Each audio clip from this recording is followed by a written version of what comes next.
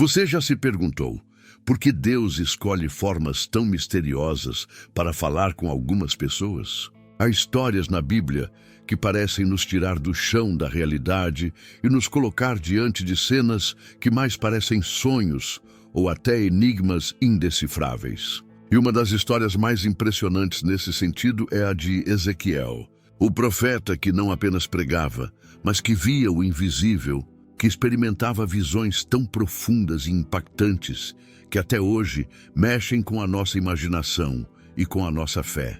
Imagine um homem vivendo no exílio, longe de Jerusalém, arrancado da sua terra, privado do templo onde exercia o sacerdócio. Aos olhos humanos, tudo parecia perdido.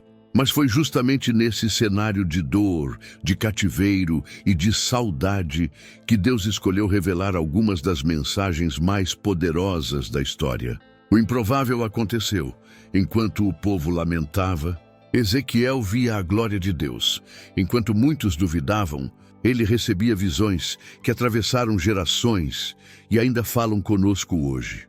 A Bíblia nos conta que à beira do rio Quebar, os céus se abriram diante dele. Ezequiel viu seres viventes com 4 rostos e asas, rodas que se moviam em todas as direções, cobertas de olhos, e acima de tudo isso, um trono de fogo e relâmpagos, onde o próprio Deus se manifestava em glória.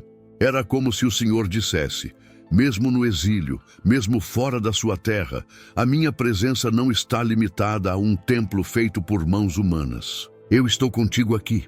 Essa quebra de expectativa já nos ensina algo poderoso. Não importa onde você esteja, Deus pode se manifestar. Você não precisa estar em um lugar perfeito, em um momento perfeito ou em circunstâncias ideais para ver a glória do Senhor. Ele é o Deus que visita até no cativeiro, que se revela quando tudo parece acabado, que mostra que sua presença vai além das paredes do templo. Mas as visões de Ezequiel não pararam aí. Deus começou a usá-lo de forma diferente de todos os outros profetas. Ele não apenas transmitia mensagens, mas vivia atos proféticos, encenava parábolas, trazia imagens fortes, cheias de símbolos que provocavam o coração e a mente do povo. Enquanto uns zombavam, outros ficavam aterrorizados, mas ninguém conseguia ignorar o que Deus estava dizendo através dele. E entre todas essas visões, existe uma que se tornou talvez a mais conhecida, o Vale de Ossos Secos. Imagine uma imensa planície coberta de ossos espalhados, secos, sem vida, sem esperança. E diante dessa cena de morte absoluta, Deus pergunta: Filho do homem, poderão reviver estes ossos? Uma pergunta impossível, uma provocação que coloca à prova toda a fé. Ezequiel responde: Senhor Deus, tu sabes. E então, diante de seus olhos, os ossos começaram a se juntar. Nervos e carne cresceram sobre eles, até que pelo sopro do Espírito se levantou um grande exército. Essa visão não era apenas para Israel no exílio.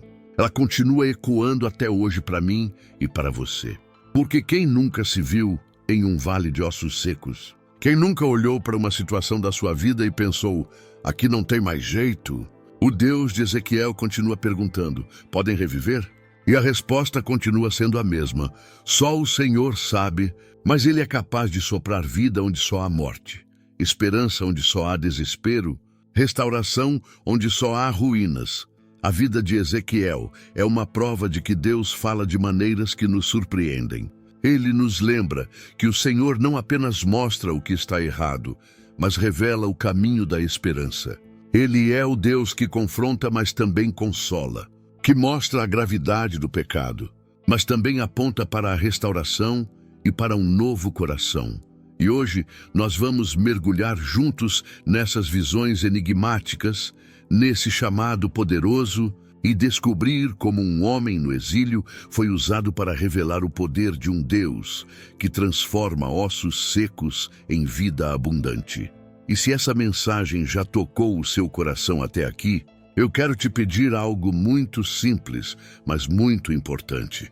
Deixe agora o seu like neste vídeo, porque cada vez que você faz isso, o YouTube entende que essa palavra precisa alcançar mais pessoas que também estão em um vale de ossos secos e precisam ouvir sobre esperança e restauração. E aproveita para escrever aqui nos comentários: eu creio que ossos secos podem viver. Essa frase não é só um comentário, é uma declaração de fé. É você dizendo para Deus que acredita que nada está perdido. E se você ainda não é inscrito no canal, se inscreva agora e ative o sininho. Aqui você vai encontrar mensagens semanais que fortalecem sua fé, trazem esperança e mostram como a palavra de Deus continua viva e atual. Imagine estar longe da sua terra, afastado de tudo o que você conhece, vivendo em um lugar de dor e incertezas. Esse era o cenário de Ezequiel. Ele havia sido levado para a Babilônia junto com outros exilados, tirado de Jerusalém, separado do templo, impossibilitado de exercer seu sacerdócio como havia sonhado desde a juventude. Aos olhos humanos, seu ministério havia acabado antes mesmo de começar. Afinal, como servir a Deus sem templo, sem altar, sem cidade santa? É nesse contexto de perda que algo extraordinário acontece. A Bíblia conta que no 5º ano do exílio do rei Joaquim, estando ele junto ao rio Quebar, os céus se abriram diante de Ezequiel. Enquanto muitos viam apenas as águas correndo, ele viu o invisível.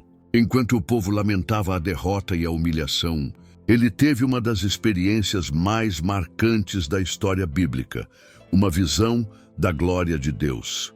Ezequiel descreve 4 seres viventes, cada um com 4 rostos, de homem, de leão, de boi e de águia, e asas que se tocavam umas nas outras. Ao lado deles, havia rodas imensas que se moviam em todas as direções, cheias de olhos ao redor. Era como se todo o universo estivesse vivo diante de Deus, completamente desperto e atento. E acima de tudo, Ezequiel viu um trono de fogo e relâmpagos, com a aparência de um homem resplandecente sentado sobre ele. Diante disso, ele caiu com o rosto em terra, impactado pela santidade e pela glória do Senhor. Essa visão é um choque de realidade espiritual.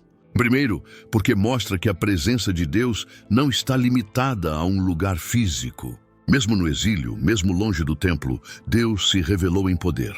Isso já quebra toda a expectativa humana. Muitas vezes, pensamos que só poderemos experimentar a presença de Deus se estivermos em condições perfeitas. Mas a experiência de Ezequiel nos ensina que o Senhor é soberano e pode se manifestar onde Ele quiser, até mesmo no cativeiro. Além disso, a visão das rodas cheias de olhos simboliza algo profundo. Deus vê todas as coisas, nada escapa ao seu olhar. Ele é onisciente, onipresente, totalmente atento ao que acontece no céu e na terra. E os 4 rostos dos seres viventes também carregam significados poderosos. O homem, representando a inteligência e a razão. O leão, símbolo da força e da realeza. O boi da perseverança e do serviço. E a águia da visão e da espiritualidade. Em outras palavras, Deus é completo em tudo e governa sobre todas as áreas da vida. Mas talvez o detalhe mais impactante seja este. Ezequiel estava em meio a um povo que se sentia abandonado.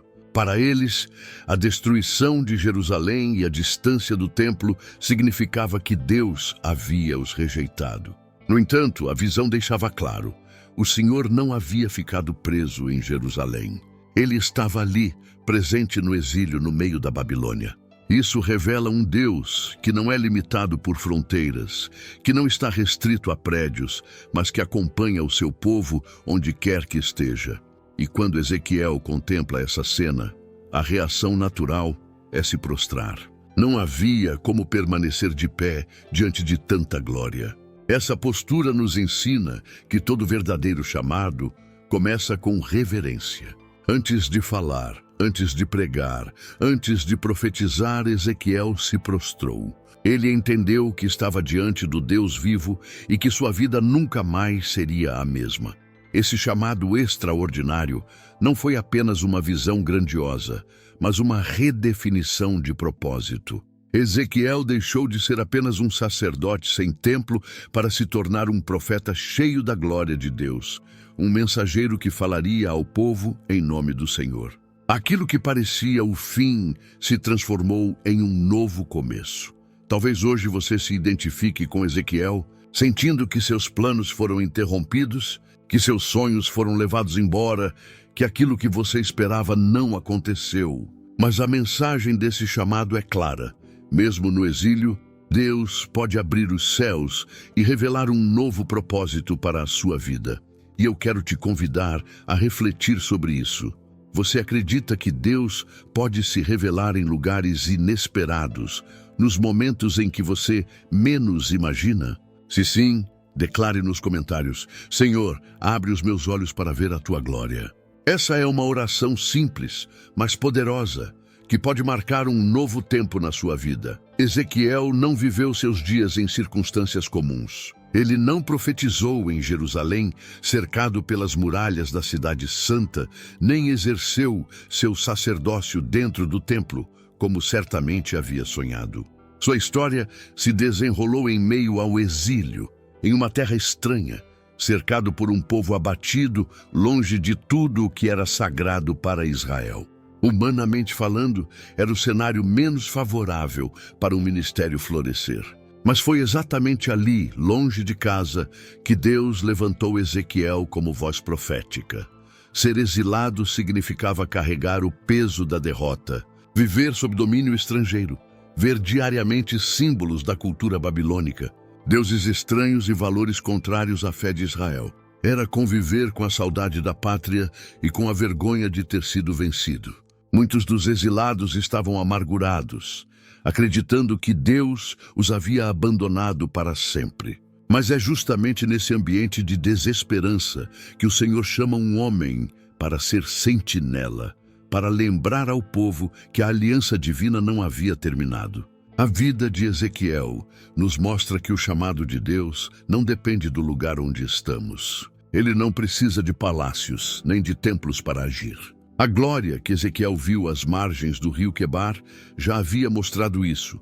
Deus não está preso a fronteiras. Ele vai ao encontro do seu povo em qualquer circunstância. O chamado de Ezequiel era ser profeta em terra estranha, porque a mensagem precisava alcançar um povo quebrado, ferido, distante da sua identidade espiritual.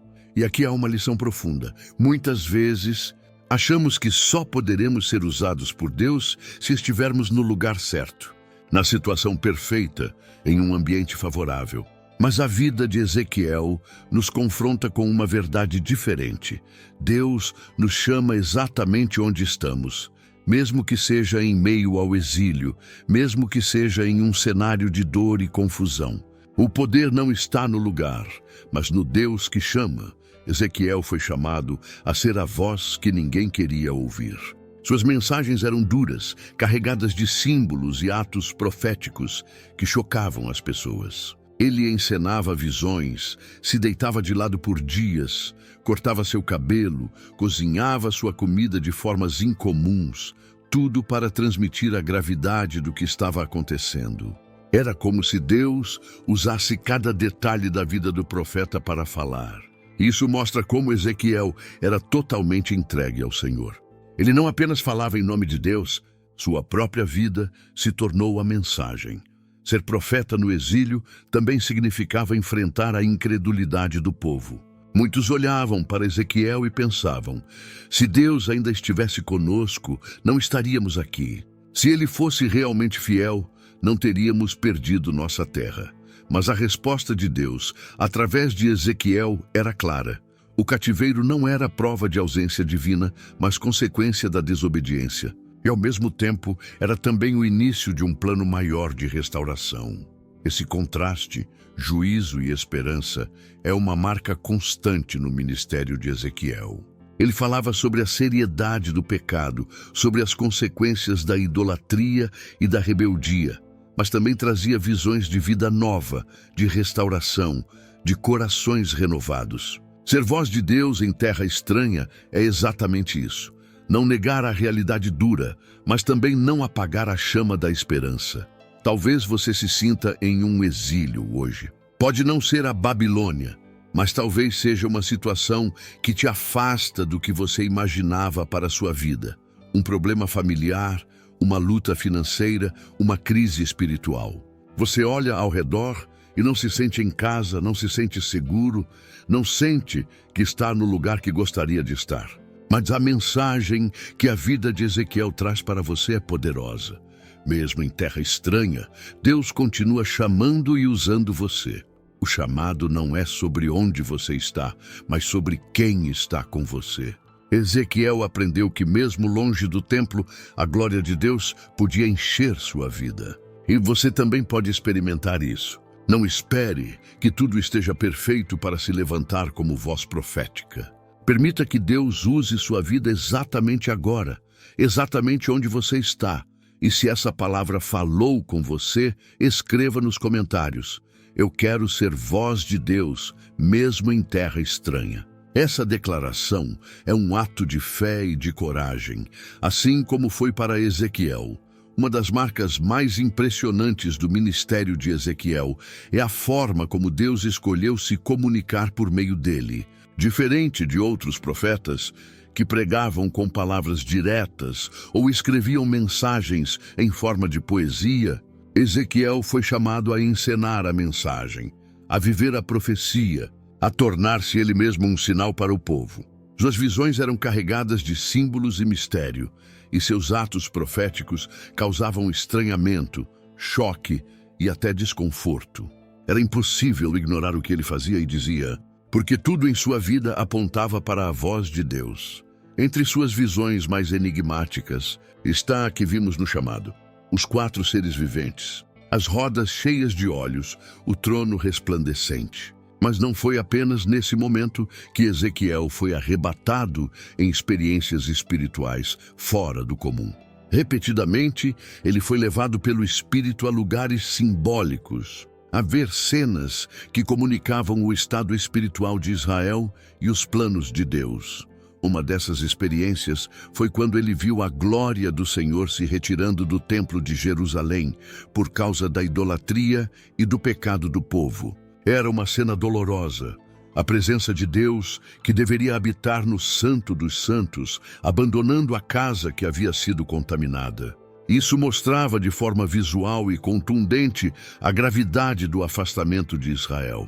Mas Ezequiel não apenas via, ele encenava. Em diversas ocasiões, Deus pediu que ele realizasse atos incomuns diante do povo. Ele teve de deitar-se sobre o lado esquerdo por 390 dias, e depois sobre o lado direito por 40 dias, simbolizando o tempo de castigo de Israel e Judá. Ele cortou seu cabelo e sua barba, dividindo-os em 3 partes. Uma queimou, outra golpeou com a espada, e a terceira espalhou ao vento, cada gesto representando o destino do povo diante do juízo divino. Ele ainda chegou a cozinhar seu pão sobre esterco, para simbolizar a impureza que viria sobre Jerusalém. Esses atos eram chocantes, sim, mas tinham um propósito claro: prender a atenção de um povo que já não escutava palavras. Deus sabia que apenas discursos não seriam suficientes para abalar corações endurecidos. Era preciso algo visual, impactante, que marcasse a memória. Ezequiel foi o instrumento para isso. Sua vida virou um palco onde Deus encenava mensagens que não podiam ser ignoradas. Muitos podem pensar que essas ordens eram exageradas, mas elas revelam o quanto Deus leva a sério a comunicação com seu povo. Ele estava disposto a usar formas extremas para chamar a atenção e despertar a consciência de Israel. Ezequiel, por sua vez, estava disposto a obedecer, mesmo quando isso significava passar por situações humilhantes ou desconfortáveis. Sua entrega total mostra o que significa ser profeta. Não falar apenas da boca para fora, mas viver a mensagem até as últimas consequências. Essas visões e atos também carregam significados espirituais profundos. A visão da glória se retirando do templo, por exemplo, é um alerta eterno de que Deus não habita em lugares contaminados pelo pecado. Sua presença não pode ser manipulada nem usada como amuleto. Ele é santo, e quando o povo se afasta, ele não permanece em meio à impureza. Por outro lado, os atos proféticos de Ezequiel também trazem esperança. O mesmo profeta que encenava o juízo era usado para anunciar restauração, para mostrar que, após o exílio, haveria um novo tempo de vida e reconciliação.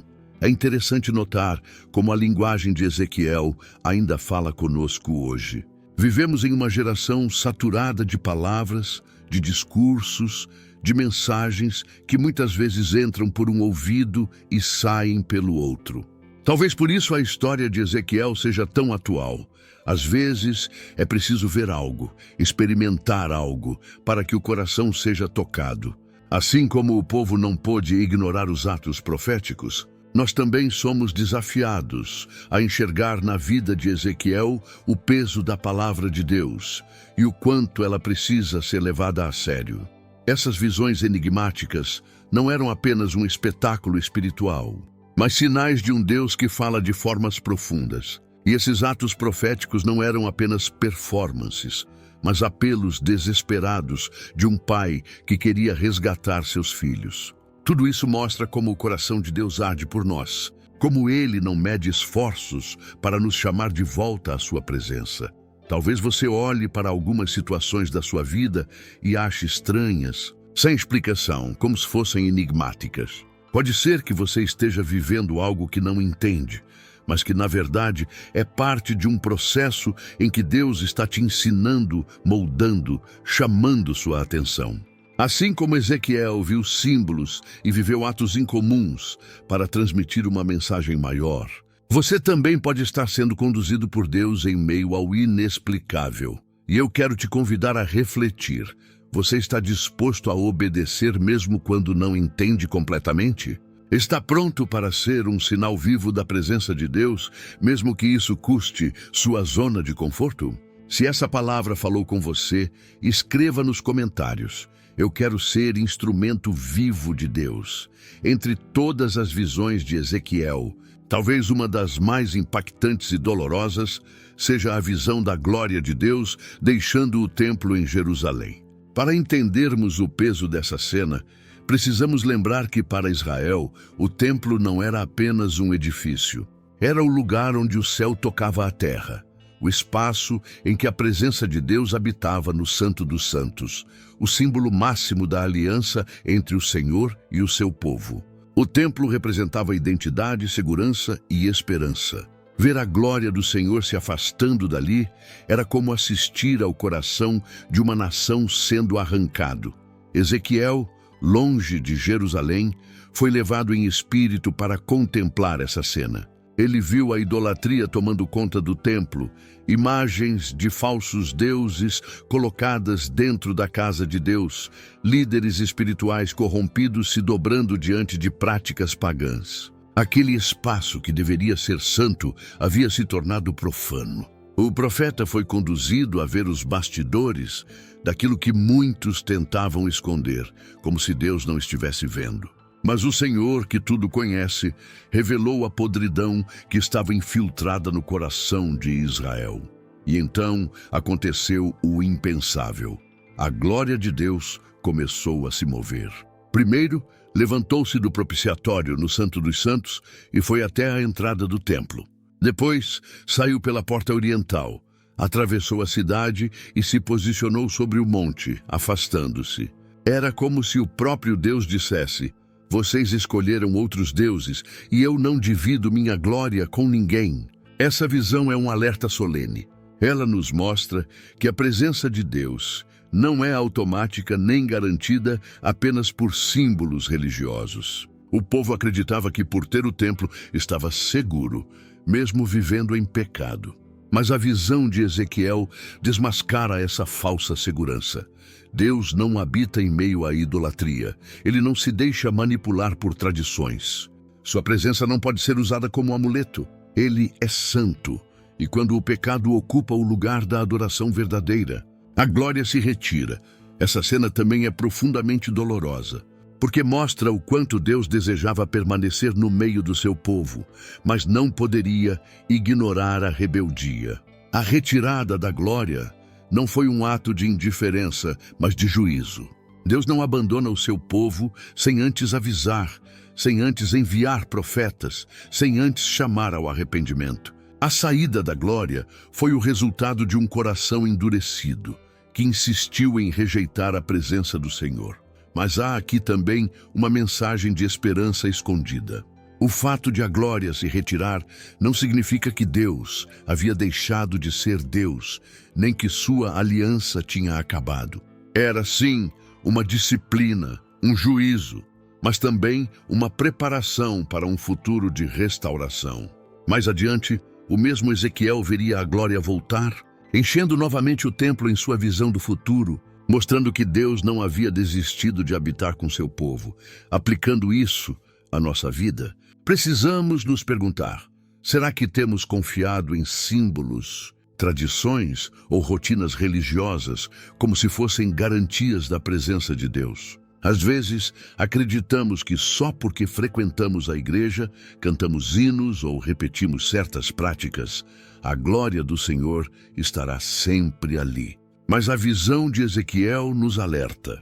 O que Deus busca é um coração quebrantado, um povo santo, uma vida entregue de verdade. A retirada da glória também nos leva a refletir sobre a importância de não escondermos nada do Senhor. O povo achava que as imagens ocultas no templo eram invisíveis, mas Deus revelou tudo a Ezequiel. Da mesma forma, nada fica escondido diante dos olhos dele, o que está por trás das cortinas do nosso coração. Existem ídolos que precisam ser derrubados para que a presença de Deus permaneça em nós. E por fim, essa visão nos lembra que a pior tragédia que pode acontecer não é perder riquezas, saúde ou status. A pior tragédia é perder a presença de Deus. Sem ela, não há vitória, não há identidade, não há esperança. Mas a boa notícia é que, assim como em Ezequiel, a glória que se retirou também pode voltar. Quando há arrependimento, quando há rendição, o Senhor tem prazer em habitar novamente no meio do seu povo. Talvez você esteja vivendo um tempo em que parece que a glória de Deus se afastou da sua vida. Pode ser que você se sinta vazio, distante, sem a mesma chama de antes. Mas lembre-se, o mesmo Deus que mostrou a saída da glória a Ezequiel também mostrou a sua volta. A esperança de restauração, a chance de recomeço, a possibilidade de ver sua presença encher novamente o templo do seu coração. Se essa mensagem falou com você, declare nos comentários: Senhor, que a tua glória nunca se afaste de mim. Essa simples frase pode ser a sua oração hoje. Um clamor sincero de quem deseja viver cheio da presença de Deus. Entre todas as imagens fortes que marcam o livro de Ezequiel, uma das mais desafiadoras e cheias de responsabilidade é quando Deus o chama para ser sentinela, ou seja, o vigia, o atalaia de Israel. Para entendermos o peso desse chamado, precisamos lembrar como funcionava o papel de um sentinela naqueles tempos. Numa cidade murada, o sentinela ficava posicionado em pontos altos, observando o horizonte dia e noite. Sua função era perceber qualquer sinal de perigo, seja um exército inimigo que se aproximava, seja uma ameaça à segurança do povo. O sentinela não podia dormir, não podia relaxar, não podia se distrair. Sua vigilância constante era a garantia de que a cidade estaria preparada para enfrentar os ataques. Se ele visse o perigo e soasse o alarme, cumpria sua missão. Mas se calasse, se negligenciasse sua responsabilidade, o sangue das pessoas caía sobre ele. Foi exatamente essa imagem que Deus usou para falar com Ezequiel. Ele disse: Filho do homem, eu te constituí por sentinela sobre a casa de Israel.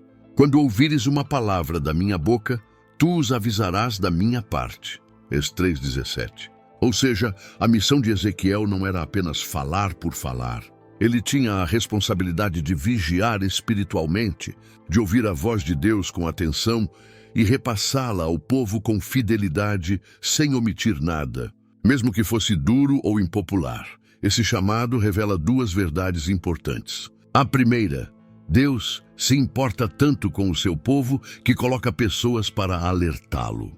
Ele não deixa que o juízo venha sem antes avisar, sem antes chamar ao arrependimento. A segunda, aqueles que são levantados como sentinelas não podem brincar com esse papel. É uma missão que exige coragem, fidelidade e disposição para enfrentar rejeição. Ezequiel, como sentinela, tinha que falar tanto de juízo quanto de esperança. Ele deveria advertir os ímpios para que deixassem seu caminho de pecado e também lembrar os justos da importância de permanecerem firmes. Era um equilíbrio delicado, mas fundamental. Se falasse, livrava sua própria alma e ainda dava chance de salvação aos outros. Se calasse, tornava-se responsável pelo destino deles. Essa responsabilidade ecoa até hoje. Em um mundo que prefere ouvir palavras suaves, que rejeita confrontos e escolhe apenas mensagens agradáveis, ser sentinela continua sendo um desafio. Mas é exatamente isso que Deus espera daqueles que carregam sua palavra, fidelidade. Não se trata de agradar pessoas, mas de obedecer ao Senhor. Há também uma dimensão pessoal nesse chamado. De certa forma, todos nós somos sentinelas em nossas casas, famílias, relacionamentos. Quando Deus nos mostra algo, quando Ele nos alerta sobre um perigo espiritual, é nossa responsabilidade compartilhar, orar, aconselhar, interceder. Não podemos nos calar diante do mal, porque o silêncio pode custar caro. Ao mesmo tempo, ser sentinela não significa viver em pânico ou espalhar medo, mas viver em vigilância e amor. A função de Ezequiel não era apenas anunciar a destruição, mas também preparar o povo para a restauração. Ele apontava para um Deus que julgava, mas também salvava. Ser sentinela é carregar esse equilíbrio, não esconder a verdade dura, mas também não negar a graça abundante. E aqui está um detalhe precioso. Para ser sentinela, primeiro era necessário ouvir. Deus disse a Ezequiel que sua missão era repetir aquilo que ouvia da boca do Senhor. Ele não deveria inventar, não deveria suavizar nem acrescentar.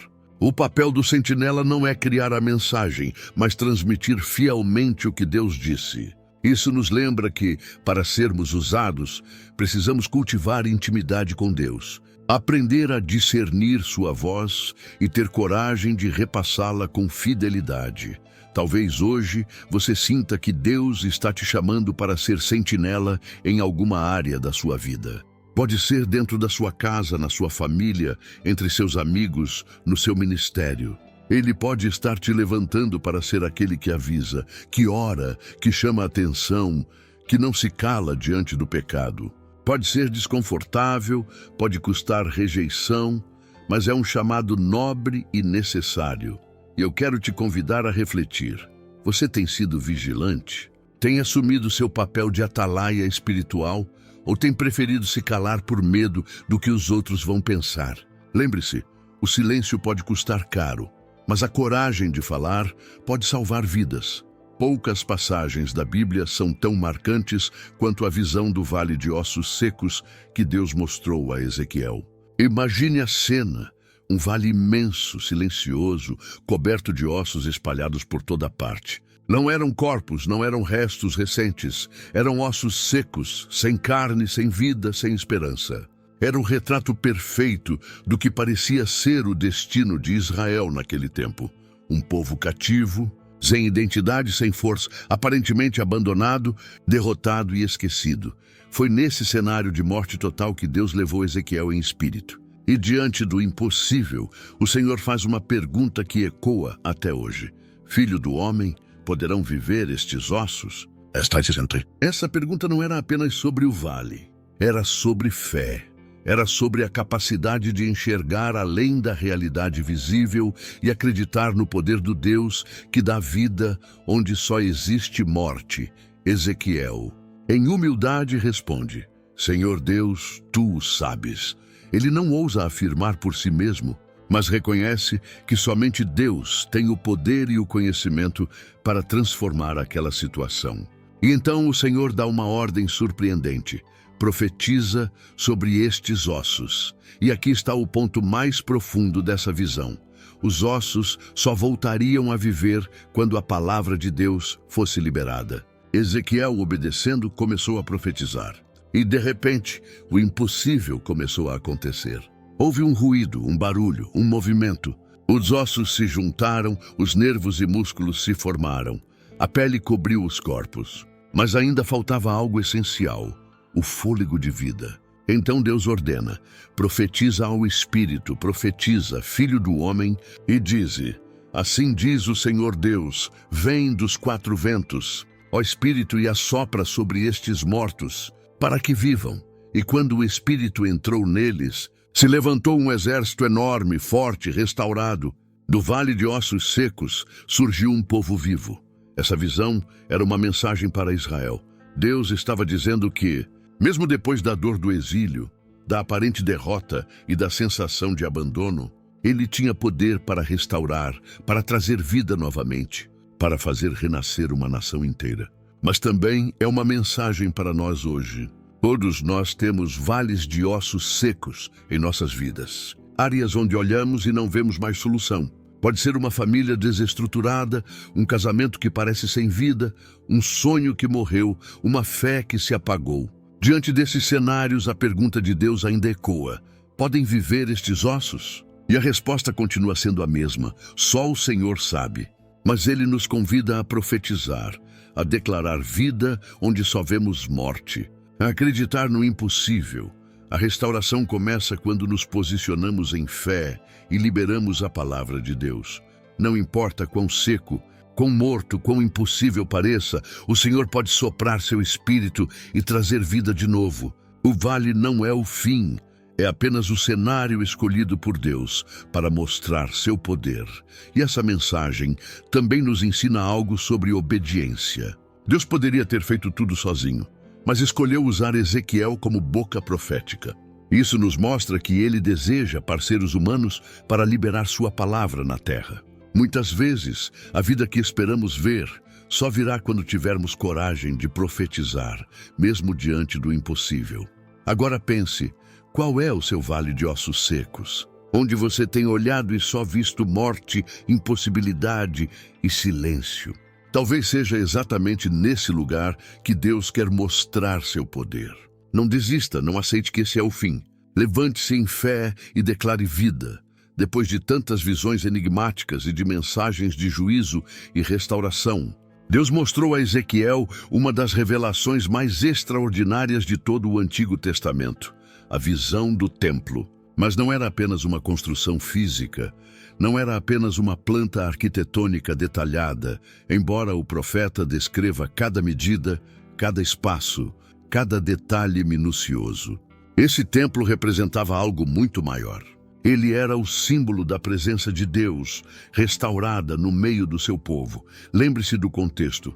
Jerusalém havia sido destruída, o templo de Salomão estava em ruínas, e os israelitas no exílio viviam o trauma de ter perdido o lugar que simbolizava a habitação de Deus entre eles. Para um judeu, o templo não era só uma construção, era o centro da fé, o lugar da comunhão, o espaço onde céu e terra se encontravam. A ausência do templo era, para eles, como se Deus tivesse ido embora. E é justamente nesse momento de vazio que o Senhor leva Ezequiel a uma visão grandiosa. Ele vê um templo perfeito, harmonioso, santo, vê medidas exatas, proporções divinas, portões, átrios, câmaras. Tudo falava de ordem, de santidade, de perfeição. Não era apenas um projeto arquitetônico, mas um retrato espiritual. Deus estava mostrando que sua presença voltaria a habitar entre o povo. O caos não teria a última palavra. E o ponto mais marcante dessa visão é quando Ezequiel contempla a glória de Deus enchendo novamente o templo. Ele descreve que a glória entrou pelo portão oriental e encheu toda a casa. E então uma voz poderosa declara: este é o lugar do meu trono, o lugar das plantas dos meus pés, onde habitarei no meio dos filhos de Israel para sempre. Êx 43, 7. Essa promessa traz esperança não só para o povo do exílio, mas para todos nós, porque o templo aponta para algo maior que pedras e paredes. Ele aponta para o Cristo, em quem habita corporalmente toda a plenitude da divindade. Aponta também para nós, que hoje somos chamados de templo do Espírito Santo.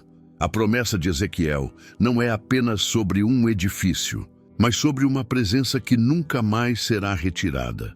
A presença de Deus, que veio habitar dentro de nós, por meio de Jesus Cristo e do Espírito Santo. E aqui está a beleza desse simbolismo.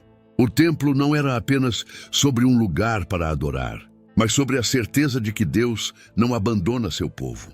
Ele pode disciplinar, pode permitir momentos de dor, pode conduzir por desertos, mas seu desejo final é sempre restaurar, habitar, estar perto. O templo é o sinal da reconciliação. É o lembrete de que a glória de Deus volta para preencher o vazio deixado pela destruição. Essa mensagem também fala de santidade. O templo era cuidadosamente medido, porque nada podia ser feito de qualquer jeito. Tudo tinha que estar em ordem, consagrado, separado para Deus. E da mesma forma, quando pensamos que hoje somos templos vivos, entendemos que o Senhor nos chama a viver em santidade, a permitir que cada área da nossa vida seja ajustada às medidas divinas, aos padrões da sua palavra. Outro detalhe marcante da visão é o rio que sai do templo, descrito mais à frente. Esse rio começa como um filete e vai crescendo até se tornar águas profundas que trazem vida por onde passam.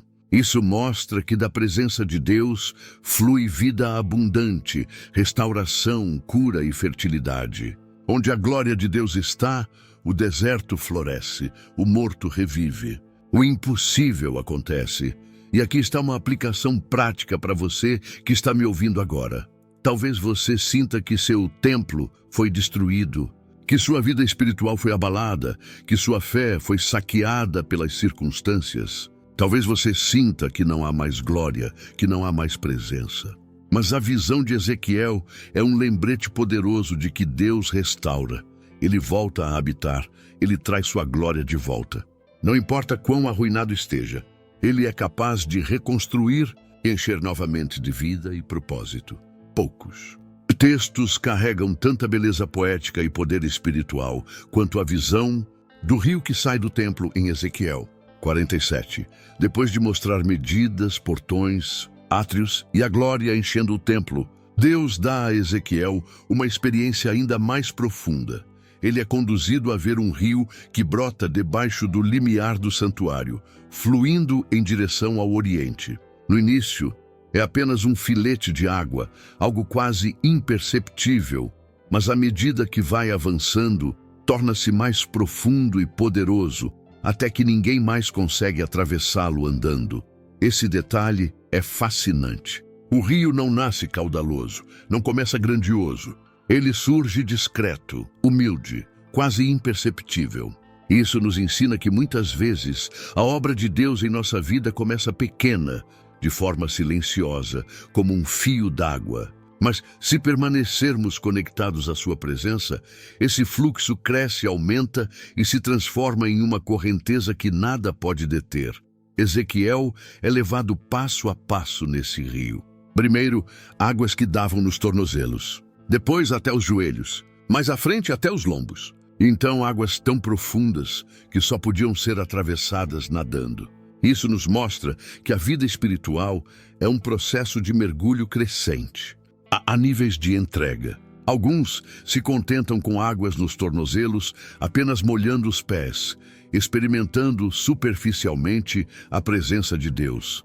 Outros avançam até os joelhos, sinal de oração e dependência. Mais adiante até os lombos, sinal de força e preparo. Mas o convite final é mergulhar por completo. Deixar-se levar pela correnteza do Espírito, sem controle humano, totalmente submerso em Deus.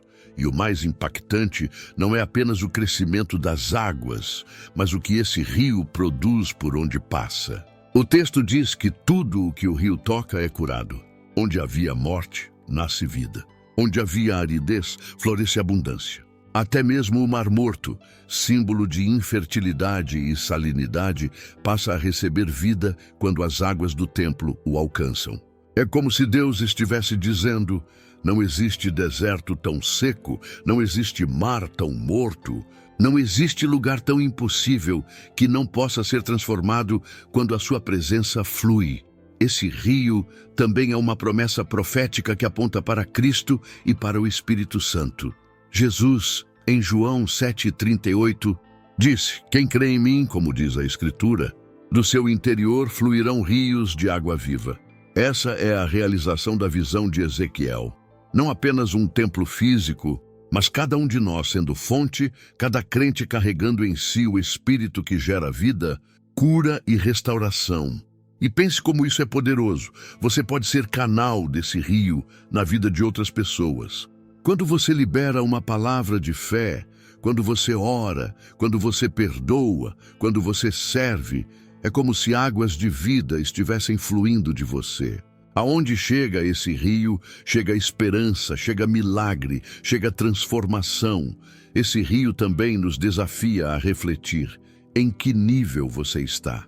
Ainda nos tornozelos, apenas experimentando superficialmente? Ou já avançou até os joelhos e lombos? Ou será que você já se deixou levar pelas águas profundas, vivendo uma vida totalmente guiada pelo Espírito? A verdade é que Deus não quer que fiquemos na borda. Ele nos chama para mergulhar mais fundo, para experimentar dimensões da sua presença que não podemos controlar, mas apenas nos render. Esse é o convite da visão: sair da superficialidade e viver a plenitude da vida no Espírito. E talvez você sinta que sua vida hoje parece um deserto, um vale seco ou até mesmo um mar morto, sem movimento, sem vida. Mas a boa notícia é que há um rio fluindo do trono de Deus, e quando ele te alcançar, tudo pode mudar. O que parecia perdido pode florescer. O que parecia acabado pode renascer. Porque onde o rio passa, a vida brota. Entre as mensagens mais fortes e desafiadoras do ministério de Ezequiel está o tema da responsabilidade pessoal diante de Deus. No meio de um povo que vivia no exílio, muitos tentavam justificar sua situação culpando gerações anteriores. Diziam: os pais comeram uvas verdes e os dentes dos filhos é que se embotaram. Era como se afirmassem: estamos sofrendo porque nossos antepassados pecaram. Nós não temos culpa. Mas Deus levanta Ezequiel para quebrar essa mentalidade. Ele deixa claro: cada pessoa é responsável diante do Senhor por suas próprias escolhas. A alma que pecar, essa morrerá. O justo viverá pela sua justiça e o ímpio morrerá por causa da sua maldade. Não há desculpas, não há transferência de culpa. Cada um é chamado a se posicionar diante de Deus. Essa palavra tinha dois efeitos. Primeiro, retirava a falsa segurança daqueles que achavam que poderiam viver no pecado sem consequências. Mas, ao mesmo tempo, trazia esperança para aqueles que se sentiam presos ao peso da herança familiar. Deus estava dizendo: você não está condenado pelo erro dos outros.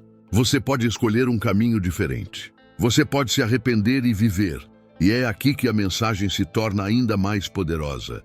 Porque junto com esse chamado à responsabilidade pessoal, Deus revela uma promessa grandiosa, a promessa de um novo coração e de um novo espírito. Ele diz: dar-vos-ei coração novo e porei dentro de vós espírito novo.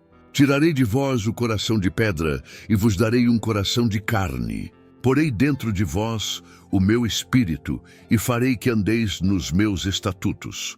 Êxodo 36, 26, 27.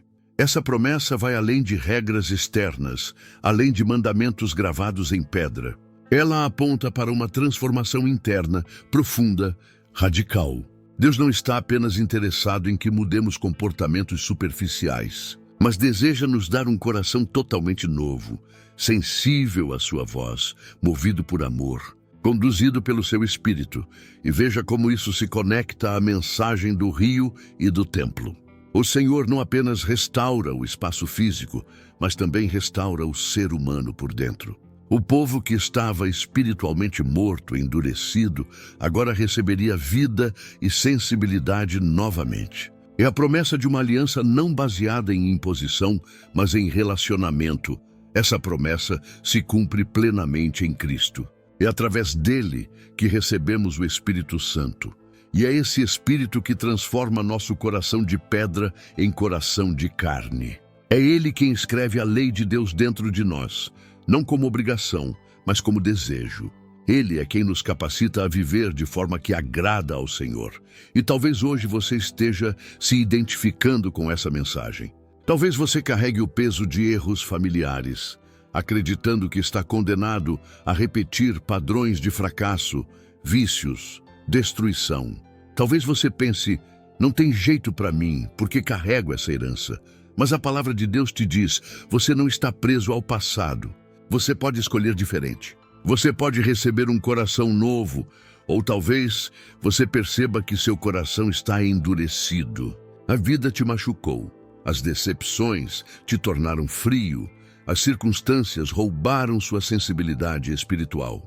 Mas hoje o Senhor te promete, eu posso tirar esse coração de pedra e colocar um coração de carne dentro de você. Eu posso soprar meu espírito em você e te dar uma vida totalmente nova. Essa é a beleza do Evangelho. Não precisamos permanecer como estamos. Deus nos oferece transformação real, de dentro para fora. Ele não nos chama apenas a carregar responsabilidades, mas nos capacita a viver em vitória através do seu Espírito. E aqui está um convite prático.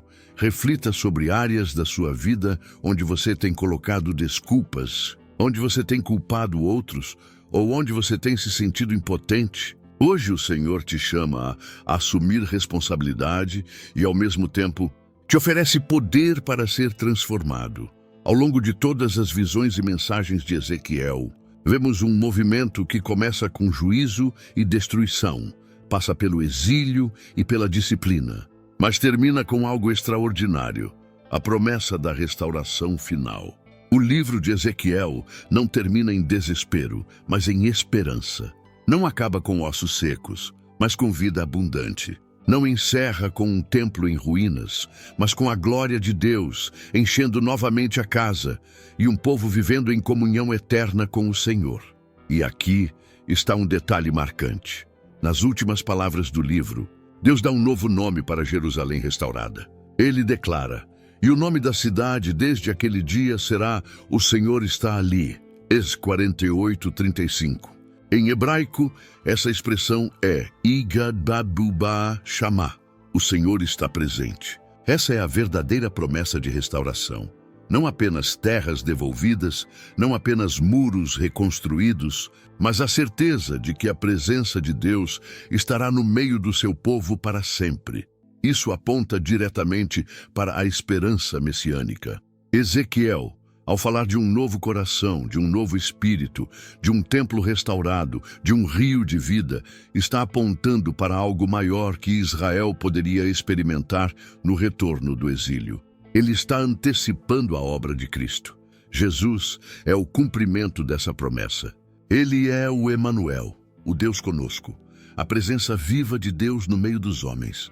Ele é o novo templo, onde a plenitude de Deus habita corporalmente. Ele é o Messias, que traz restauração, não apenas para uma nação, mas para todas as nações. Ele é o pastor que reúne suas ovelhas, o rei que governa com justiça, o Senhor que dá vida em abundância e mais. A esperança de Ezequiel aponta também para o futuro eterno, porque a visão do templo cheio da glória, do rio de águas vivas, da presença permanente de Deus, encontra seu clímax no livro de Apocalipse. João descreve a Nova Jerusalém descendo do céu, sem templo físico, porque o próprio Senhor e o Cordeiro são o templo. Ele fala do rio da vida que flui do trono, das árvores que dão fruto todo mês, da presença de Deus habitando para sempre com o seu povo. Ou seja, o fim de Ezequiel já estava apontando para o fim da história, a vitória definitiva da presença de Deus entre nós. E isso muda completamente a maneira como vivemos hoje. Porque a esperança messiânica não é apenas algo distante, mas uma realidade que já começou. Quando Cristo veio, o reino de Deus já foi inaugurado. Quando Ele enviou o Espírito Santo, o rio de vida começou a fluir dentro de nós. Já experimentamos hoje o cumprimento parcial da promessa, enquanto aguardamos o dia em que tudo será plenamente restaurado. Essa mensagem também nos desafia a viver com expectativa. Não podemos olhar apenas para os ossos secos, para o exílio ou para as ruínas do templo. Precisamos levantar os olhos e enxergar a promessa da restauração final. Precisamos viver sabendo que o Senhor está ali. Essa é a maior segurança que podemos ter. Não importa onde estivermos, não importa quão caótico esteja o mundo, a presença de Deus é a nossa garantia de esperança. E talvez você que está me ouvindo agora sinta que sua vida está em ruínas, que sua história foi marcada por perdas, que seu coração carrega cicatrizes. Mas a promessa é clara. Deus é especialista em restauração. Ele não apenas reconstrói, ele transforma. Ele não apenas devolve, ele multiplica. Ele não apenas visita, ele habita. E aqui está a boa notícia. A promessa de Ezequiel é também para você. O Senhor quer que a sua vida seja conhecida como Yahweh Shammah. O Senhor está ali. Ele quer que sua presença seja tão real em você que as pessoas ao redor possam perceber. Deus está presente nessa vida, nesse lar, nessa história. Se você chegou até aqui, é porque essa mensagem falou profundamente ao seu coração. E eu quero te dizer algo, isso não é por acaso. Deus marcou esse encontro com você hoje. Então eu quero te pedir, se inscreva agora no canal. Junte-se a essa família de fé que cresce a cada dia, porque aqui você vai continuar recebendo palavras que fortalecem sua caminhada com Deus e mais. Declare publicamente sua fé, escrevendo nos comentários, eu creio na restauração. Não é apenas uma frase, é um ato profético.